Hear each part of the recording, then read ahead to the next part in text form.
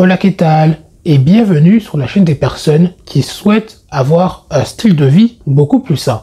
Et dans cette vidéo, j'aimerais te parler d'une huile assez particulière que tu connais très certainement, c'est l'huile de coco, et tu seras assez surpris de voir tous les bienfaits qu'elle peut t'apporter pour la santé.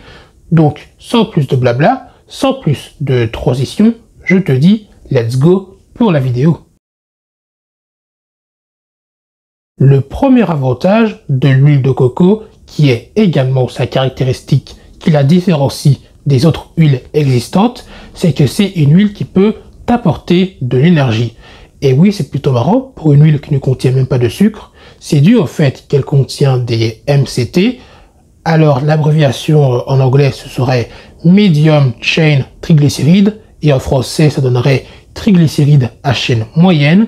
Et à la différence des triglycérides à chaîne longue, qui eux vont directement dans les muscles et les tissus adipeux, les MCT pour faire simple, eux vont par exemple dans d'autres endroits, comme par exemple le foie.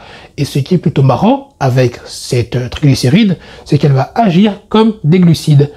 Et pour la petite information, on utilise très souvent les MCT, les triglycérides à chaîne moyenne, dans l'industrie de la nutrition sportive, car ça peut apporter pas mal d'énergie. En fait, c'est une super source d'énergie rapide et efficace.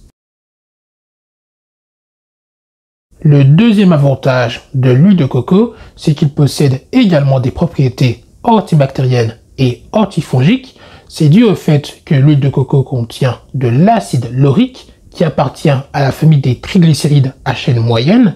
En plus, l'acide laurique représente quand même 50% de la constitution de l'huile de coco, autant dire que ce n'est pas rien, d'autant plus que l'acide laurique agit de deux façons différentes. Elle peut agir comme un bactériostatique, ce qui veut dire qu'elle va inhiber la multiplication des bactéries, mais sauf qu'elle peut également agir comme un bactériocide, donc elle va carrément détruire, éliminer les bactéries. Le troisième avantage de l'huile de coco, c'est qu'il peut également aider à réduire l'appétit. C'est dû au fait que, vu que l'huile de coco contient justement cette fameuse triglycéride à chaîne moyenne, et la particularité de cela, c'est que quand tu vas en consommer, elle va se décomposer en plusieurs parties. Et il y a une de ces parties qu'on appelle la cétone. Et la particularité de la cétone, c'est qu'elle peut aider à inhiber l'appétit. En fait, elle va carrément agir au niveau des hormones de notre cerveau, au niveau des hormones de la faim, ce qui va justement contribuer à réduire l'appétit. Le quatrième avantage de l'huile de coco, c'est qu'il est également bénéfique pour la santé de notre peau. C'est dû au fait que d'après certaines études, on a constaté que l'huile de coco permettait d'augmenter le taux d'hydratation des peaux sèches, mais également de renforcer la barrière naturelle de notre peau. Par contre, c'est pas en consommant de l'huile de coco que cela arrive, c'est plutôt en l'appliquant sur la peau.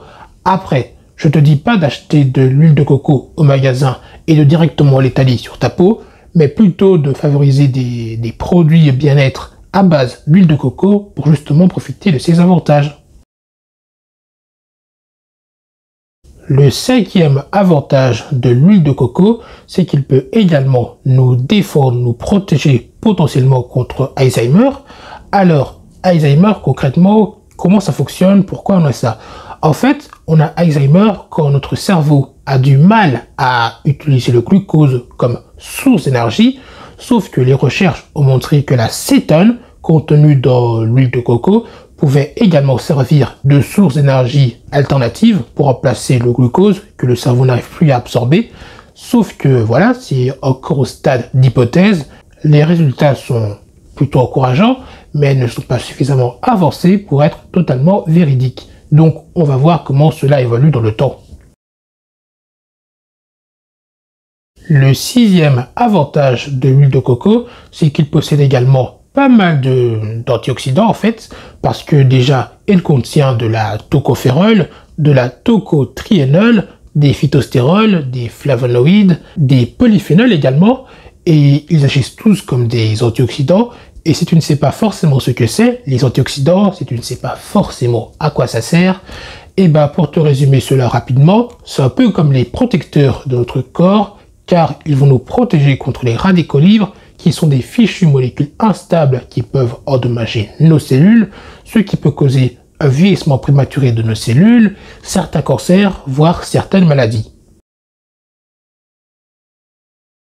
Ok, jusque-là je t'ai parlé essentiellement des avantages de l'huile de coco, sauf que si tu veux bénéficier de tous ces avantages, et bien évidemment il faut la consommer avec modération, parce que comme on dit, l'excès ça nuit, d'autant plus que l'huile de coco c'est quand même assez calorique, plus que 100 grammes d'huile de coco, ça contient quand même plus de 800 calories, autant dire que c'est quand même pas mal. J'espère que cette vidéo t'a plu, tu t'en auras appris un peu plus sur l'huile de coco. Comme d'habitude, toutes les sources sont en description. D'ailleurs, si ce type de contenu t'intéresse, sache que j'ai créé une newsletter où j'aborde ce type de sujet beaucoup plus souvent. C'est d'ailleurs le premier lien en description. Et sur celui-ci, je parle beaucoup plus souvent de style de vie sain et de nutrition. Sur ce, je te dis à la prochaine, mais surtout, prends soin de toi.